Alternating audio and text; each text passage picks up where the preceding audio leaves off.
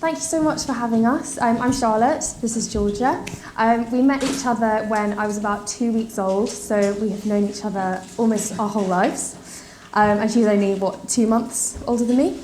And last May we started a podcast together with the aim of learning something new each week. So we'll tell you more about the podcast right at the end, but we're going to dive in straight away with our topic, which is relationships in the digital age. And lots of the previous speakers have spoken about spirituality and had that emphasis, and we're not going to do that specifically. We're going to look more at relationships in kind of 4 different ways, so romantic relationships and dating, friendships, strangers, and family. And I guess the spiritual link for us is that we think relationships generally are probably the most spiritual everyday experience that you can have. Yeah. Great. Do you want to go with the questions? Yes, so we're going to start with 3 questions. Is this okay? Yeah. Great. Okay, so I'd like to raise your hand if any of you have heard of something called Tinder.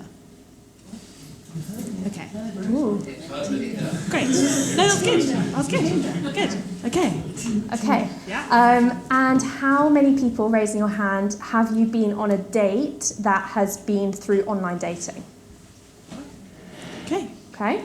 Great. And just by show of hands as well, who here believes that sort of romantic relationships have been positively enhanced by digital technology? Ooh. And if you could say why you agree with that. So my experience with when I was romantic younger relationships. with romantic relationships was that the British way was to get drunk, snob, take a phone number, and hope that you'll hook up later. that still happens. How it worked at university in my day, which didn't work for me very well. But Okay. I liked the fact that I could simply kind of go onto a website and connect with like-minded people and say, do you fancy going out for a drink and a date, and have a really Totally. It's like you've got that meaningful first understanding straight away that you're Yeah. both kind of on And I that actually same met page. my wife that way. Hey. And a third of A third marriages. of all new marriages Back now in start online. 2005, pioneer. Wow. And for anyone who didn't raise their hand, if anyone who doesn't believe that romantic relationships are positively enhanced, yes, why do you believe that? It's very hard to put in a profile. I think as you get older, when you're younger, I think it's probably easier. But I think as you get older, I'm not looking for a husband to have children with, obviously. I'm not looking for a house or to enhance my career. I'm looking for a totally different set of stuff.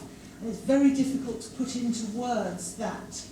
And I just had a lot of wasted time, and it just took too much, and I just can't be bothered. Absolutely, and that's actually a very common experience for a lot of people. But given that technology, as we've all been hearing this weekend, is definitely something that we're all going to have to contend with a lot in the next couple of years. It's interesting to explore relationships. Exactly what it says, and I completely get it, totally. I think if I was 40 years younger, that might be how I would feel. That was also pre-Tinder as well. Yeah, Tinder has definitely changed things for sure. Okay, should we? We're going to sit down We're now. gonna sit, Okay. yeah. And then we're going to be like up, down, and we're going to do questions for each section. So starting with dating. Yes. Right. So I think part of the philosophy that underpins our whole podcast and the way that we like to talk about things is that nothing is black or white. Everything has shades of grey or shades of colour. And so we're going to look at both sides. So I think that there's ways in which it can enhance romantic relationships, and I think there's definitely ways that it can hinder as well.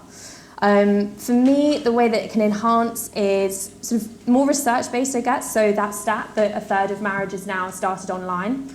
It's a great way to start new relationships. And then again, as we were saying, it's if you're both in that position where you both know that you're wanting to have new relationships, meet new people, then you're starting from the same point. More research that I thought was really interesting, came out in 2017, was that we're kind of seeing a breaking down of social bubbles, because before online dating and apps, lots of the ways that people would meet people is always through friends of friends, same social circles, same class, same race. So there's a huge increase in interracial marriages following online dating. Very interesting trend, and I think that can end up impacting not only romantic relationships but all your friendships as well. So it can just expose you to different people who come from different backgrounds, different ways of thinking, through the friends of someone that you might be dating. You might go on a date with somebody and then actually decide not really right in terms of dating, but you might be friends, and then you meet friends of friends, and it's just like a different bubble, like network. Completely. Yeah. Also, I think a huge thing to note with digital technology in relationships is, of course, distance in relationships. And increasingly now, there are so many more different types of relationships that occur in different cities, in different countries, and that can be made possible using technology. Obviously, there's an argument as to whether this is preferable for individuals, but for a lot of the time, if you think about it in the past, that was not at all possible. Or if it was, we didn't necessarily know we weren't able to connect with our partners who lived far away as much. So in terms of things like intimacy, I think that is really increased with digital technology if you look at it from one stance, because actually you can check in with someone that you're dating or someone who you're married to or you're whoever constantly. We didn't have that before. Once you went to work in the morning, you were just there and you weren't necessarily engaged with the outside world. Now you can constantly check in and feel closer. And my favourite example of this is Georgia herself, and I'm going to just go personal on you now. Every morning, either her or her boyfriend, they're in a long-distance relationship, they've been together for 5 years, they will always send like a morning or a good night, and it's just that little like nudge. I just think that's so lovely. Like you wouldn't have had that before. Sorry. Sorry. No, but it's true. It's very true. Yeah. And that's what it's a very easy way to stay connected. However, I also think that technology can massively increase anxiety in relationships. And I was just speaking to my friend earlier, and she said that this not replying, which I'm going to coin blue tick anxiety. So how many people use WhatsApp? Okay. How many people have sent someone a message that they really wanted them to reply to but haven't? Okay, and who's catastrophized that before? Yes, a lot of people. So I'd say that's where I find it a real hindrance, because, and I think that if the stakes are higher and you really like someone and you've texted them or you've called them and they haven't picked up, then there's this feeling of rejection, and then your mind can just go hype and just gets worse and worse and worse, and you think, oh, what have I done? They don't like me anymore, and it just gets bigger and bigger in your head. And if you didn't have that, so the blue tick basically on WhatsApp, if you've seen a message, it will give you a blue tick, so you know that person has seen it but they haven't replied. But you can turn that off, which is what you've done. Now, Charlotte, I'm going to throw you under the bus at the top, and ask you, what's your experience of online dating? I have mixed views. I think it can be a good way to meet new people, and I recently moved to Edinburgh, and I recently re-downloaded an app that I had previously deleted. Haven't really had, I don't know what counts as success, like going on a date. I haven't ever been on a date through an online platform, although I would say that people that I have dated, I have then found them on a platform when we were at university, and then I've just matched with people I know, which is a bit pointless because part of the reason is so that you meet new people. But I also think that I am a bit of a hopeless romantic, and I write this narrative in my head of how I'm going to meet Prince Charming, and dating apps don't necessarily fall into that narrative.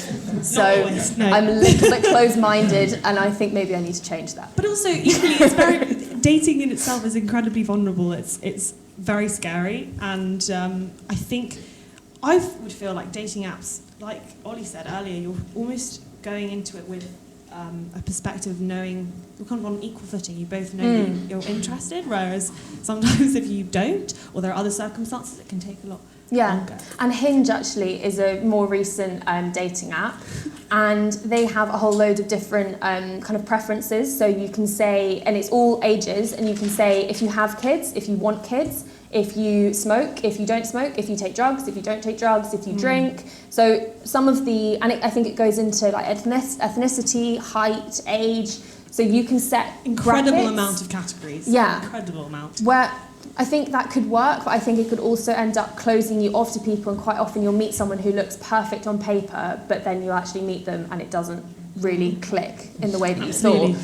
Which is why I think meeting face to face, I have a very different connection with people that I've met, and I'm much more likely to invest more time speaking to them and getting to know them than if I had just sent a match on an app. And equally, just to touch on what Ben was saying yesterday about the chilling and warming effect of social media, I think we can often project an image of relationships, particularly romantic ones, on places like Instagram or on the internet that actually aren't true in reality. I have a theory that that the more a couple posts couple photos on Instagram, the less secure their relationship is. It's true, but it's true. It's true. And Facebook, exactly. If they're constantly going on about how amazing their relationship is and how much they are in love and just all of that, which has the effect, again, as we saw yesterday, normally of making people feel quite sad. Absolutely. Rather than happy for them. It's just a bit sickening. But we've all seen it. We've all seen it. But then, this happens so many times, you will then see a couple of days later, a couple of months later, I was so unhappy, I hated it. They were being abusive even. There have been people who I know who've been jealous of someone's relationship, then have found out that that was an emotionally and psychologically abusive relationship. And actually that's sometimes a way that can disconnect you from certain friends, because you can see friends posting certain images or certain things and think, oh, they look fine, they're fine, and you don't necessarily engage with them like you would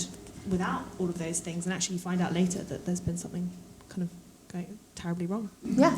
Okay, we're going to go on to strangers. Okay. So, who has sent a message to somebody to thank them and they are a stranger? Ooh. By show of hands. By show of hands. Anyone you don't know. So someone you haven't met. Just somebody you've never met. Someone you've never met and you've sent a message to say thank you to them. Maybe thank you for maybe something that they've posted, something they've written, something that they've made. It could be a tweet. It's probably the reason I wanted to ask that is that's one of my favourite things about relationships and technology is that I have Twitter, and one of the things that I use it for is to say thank you to somebody who's written a great book or a great article, who has created a fantastic podcast, and I want to tell them about it. Before Twitter, there was no way of doing that. So it can actually be very connective in that way. Absolutely. And they often will potentially like my tweet so that I know that they've seen it, or they will reply and say, thank you so much, this means so much to me, I'm so glad you enjoyed it. And that couldn't happen before. Because if there was an author that you really liked, or even an actor or anyone who had made you could write them a letter, I guess. But there wasn't really that instant way of being able to connect with them and actually say, I really appreciate what you made, I really appreciate what I saw, thank you. And that's really powerful, especially when they respond back to you. Okay, my second question is, who has bonded with someone they didn't know online over a shared trauma or experience? And this could be through like joining a Facebook group or saying something about your experience. Yeah? Absolutely. Okay. Again, I feel like that's probably one of the most powerful things that the digital age has brought to us, is that actually anything that we may be going through, anything we may be experiencing, someone else out there is as well, and we can connect with them instantly. And things like, even when going to university, all of those kind of groups on Facebook, organising events, bringing people together, that happens through technology and through social media. Absolutely. I think Instagram would be an interesting one for that, especially with how several people who are young mums are being a lot more honest and open about the experience and the difficulties that they're going through, and in a much less kind of facade way, and that has then collectively brought people together. There's a great app called Peanuts, which was founded by a woman called Michelle Kennedy, and it's essentially a dating app style. She used to work for dating apps. But it's for new mums in the same area, so it works by your geographical location, and then you can meet up with each other. So you are likely to have a baby of exactly the same age, and then you can talk to them when you're up at 3 a.m. breastfeeding, or if you've got a problem with something, because quite often mothers can feel quite isolated by not having any of their close friends at exactly the same stage as them. Absolutely. So that's another thing, strangers meeting through technology. The last one for this section is, do you think that you had more physical conversations with strangers before 2007, which was when the iPhone was released, just using that as a marker? So who thinks that they had more interactions with strangers before 2007? And who thinks that they've got more interactions with strangers after 2007? Problem there is Same? I'm older now. Okay. But I guess I guess what we're trying to say, like, do you think that we're having fewer interactions with strangers as a result of technology and looking at phones, to the point where when you do have an interaction with a stranger, that is more rare and therefore more precious? Is this a younger age group Yeah. that would perhaps answer that? Not necessarily. I think it's more just like, I think often we worry about being in front of our screens too much, and actually thinking about it, do we have more or less conversations with people that we don't know, or do we connect with, or do we actually, through technology, because we're being connected with lots of different people all the time, maybe that's increased? I deliberately do not have Facebook, a Twitter, and I don't even know what Instagram is.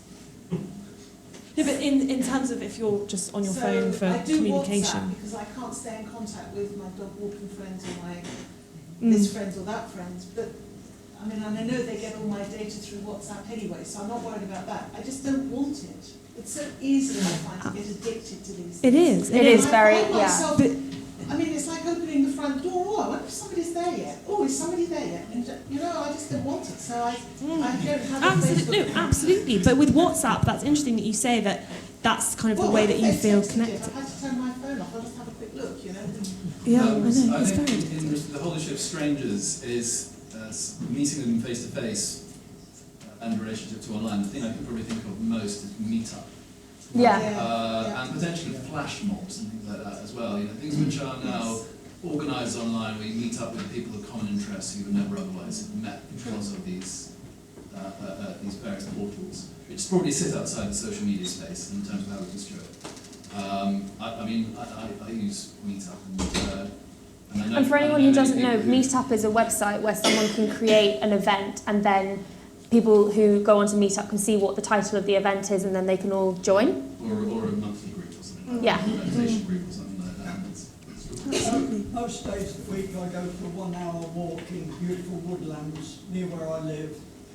Normally I would say hello to strangers. Some are dog walkers, so very friendly. The number of people that I meet now walking beautiful countryside, completely on their phone all the time, just say hello and they don't even respond. Yeah. That's true.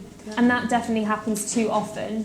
But as was pointed out yesterday, this is an addictive medium.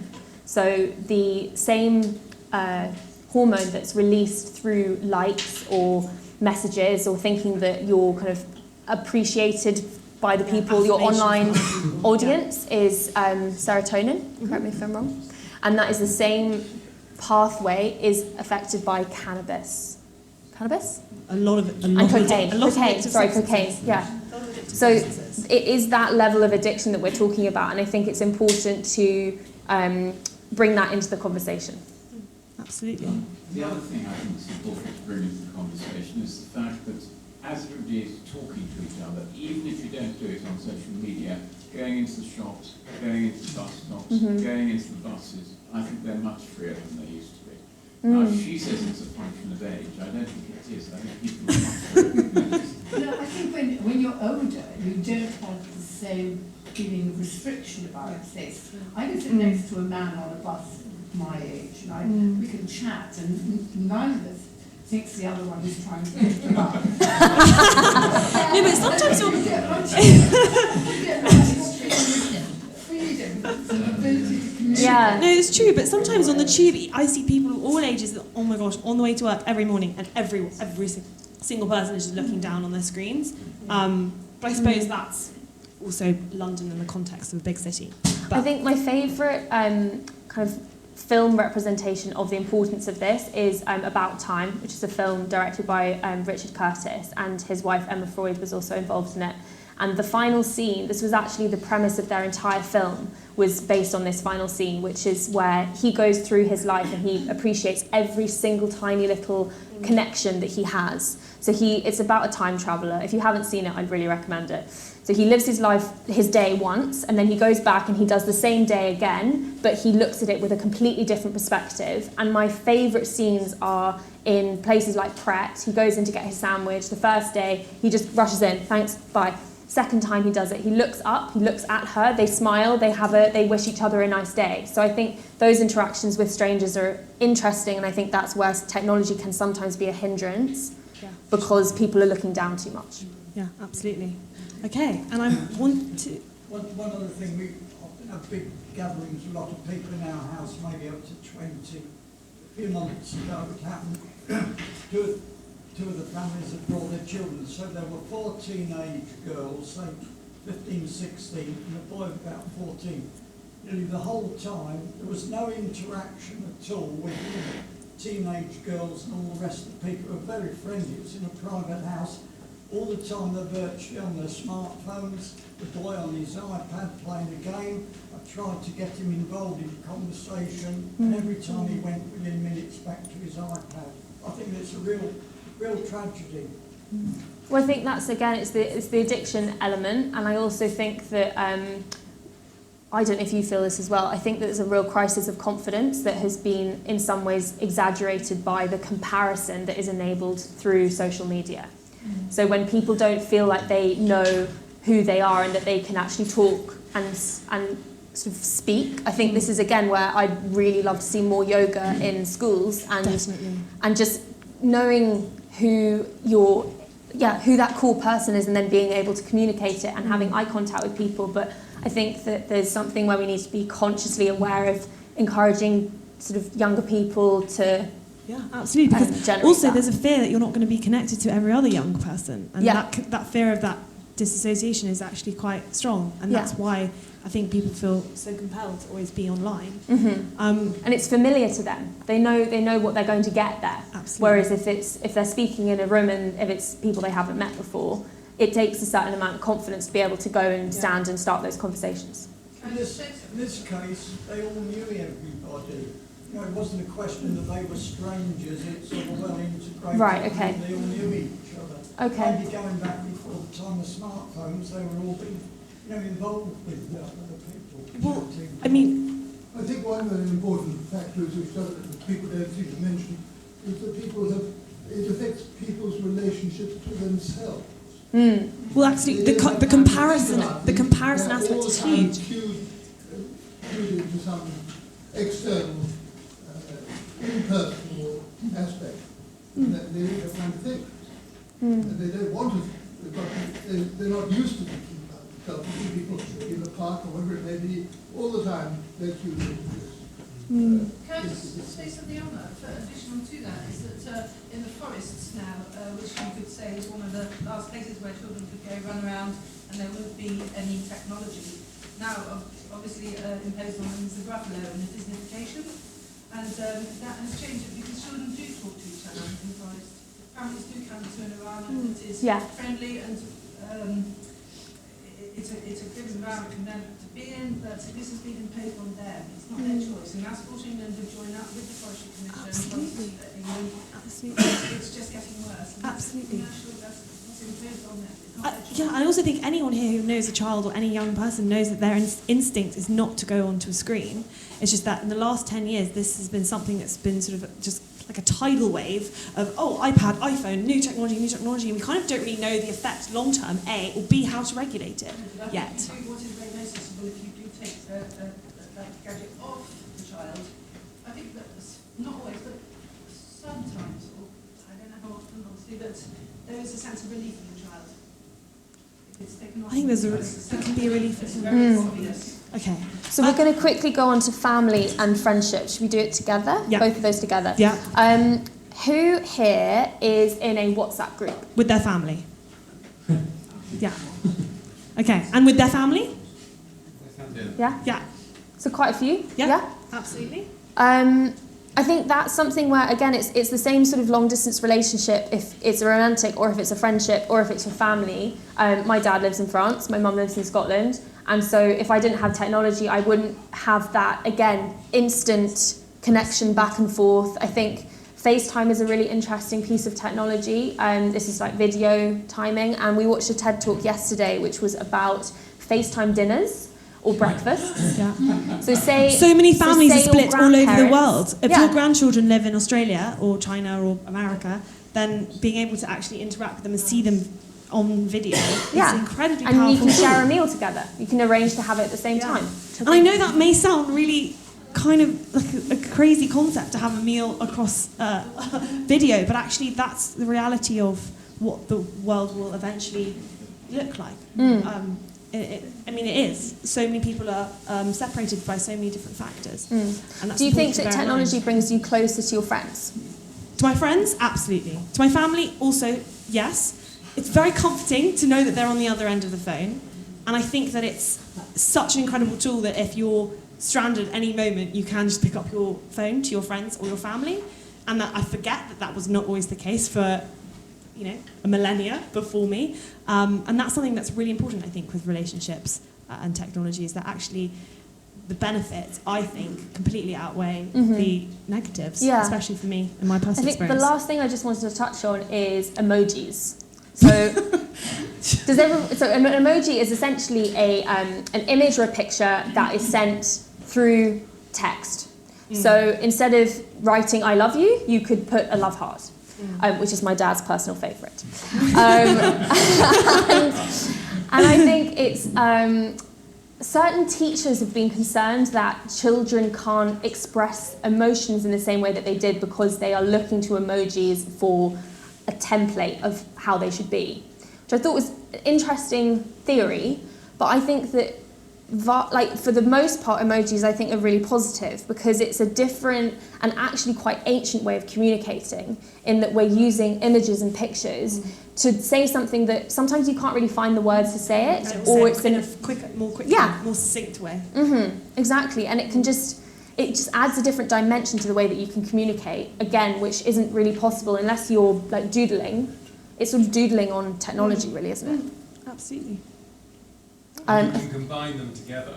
Yes. You can do so text my dad's and birthday image. message of last year had no words in it. It was birthday cake, love heart, martini, whale. It was just like a lovely collection of images, and I knew that he was saying have a wonderful birthday. Absolutely, and all the things that you enjoy.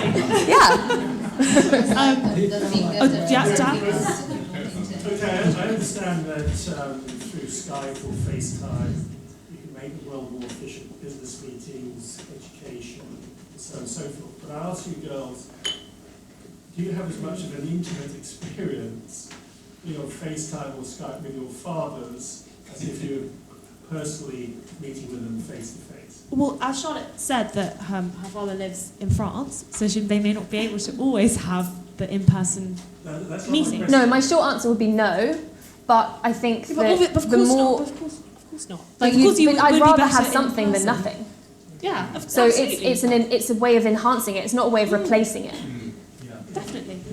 So on emojis, I've often thought of them as the written equivalent of intonation and facial expressions. Yes. When you say something, Definitely. You use intonation and facial expressions to tone it. Yeah. But emojis can take the place of that. And toning it can be really important because you can see a message and read it in one way and it can be completely not. Yeah, smiley face emoji works wonders. Absolutely. It does make sense. Because the tone of voice can't be communicated easily through text. But when I use an emoji, I have a standard one. The eagle. So I'm always the eagle to the family. I mean, it's I love it. It's like your animal. I'd like to say something with a voice from a different culture. I go back. First of all, I use emojis when I don't want to engage and I feel I have to, so I put a picture instead. But I'm confused by something. Is those children, those teenagers that got taken to a party to which their parents are invited, I'm confused about the parents' roles in that. What does the parent even think about somebody going to a party? You're going to somewhere you've been invited and you're taking your iPad with you. And the other thing I noticed also since I've come to this country is on the trains. Even with little children, I come from the island of Mauritius, and when we go on a travel, we don't carry, even little ones, we don't have 4 toys and whatever that we have to go with us. And here I notice in the train journey, a parent will have a whole lot of things for the child to do. And so therefore, it's easy to condemn the youngsters and say, but what's the parent's role I know my parent would never have allowed me. You're going somewhere, we're going for dinner, there's going to be food, that's it. So guys, we've gone over time and we can't continue with this fascinating discussion. And can I just say what a lovely texture that was? It was just a very different and very welcome 25 minutes to the day, and a big round of applause for Can we just say where to find podcasts? Sorry? Yeah. Oh yes, please do. So the podcast is called The Figure, and if you've got an iPhone, you will probably have the Apple Podcasts app. It's purple and it's got like a white logo on it. If you've got a Samsung phone or a Google phone, I would say Castbox or Stitcher are good podcast apps. And essentially every week we take 3 figures, a person, a number and an image, and we analyse them and talk about them and we research throughout the week, different things that we're reading or we see. And again, that's a good excuse for us to just keep learning because we're not in formal education anymore. So if you've got any questions, just find us. We go along. Yeah, and if you've got any questions, just find us afterwards. Thank you so much. Fantastic.